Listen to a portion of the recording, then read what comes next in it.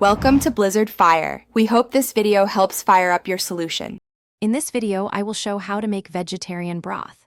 First, select a variety of fresh vegetables like carrots, celery, and onions for a robust base. Don't forget to add aromatics such as garlic cloves, bay leaves, and whole peppercorns to enhance the flavor profile. You'll need a large stock pot to accommodate all your ingredients comfortably. This initial step is crucial for building a rich and savory foundation for your broth. Once your vegetables are ready, give them a rough chop. There's no need for precise cuts. For some vegetables like carrots, peeling is entirely optional. Place all your prepared ingredients into the large pot and cover them with approximately 8 cups of cold water. Bring the mixture to a gentle simmer, then reduce the heat.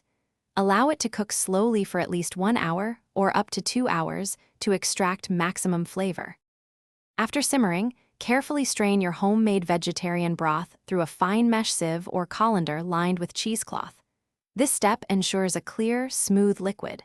Once strained, you can discard the cooked vegetables as their flavor has been fully infused into the broth. It's important to let the broth cool completely to room temperature before transferring it to storage containers. This prevents condensation and maintains quality.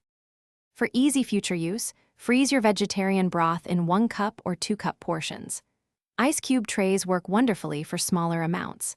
This versatile broth is perfect as a flavorful base for countless dishes, including hearty soups, rich stews, and savory sauces. It adds depth without overpowering other ingredients. And speaking of staying refreshed, check the description for a link to the Owala water bottle and other great deals. Enjoy your delicious homemade broth.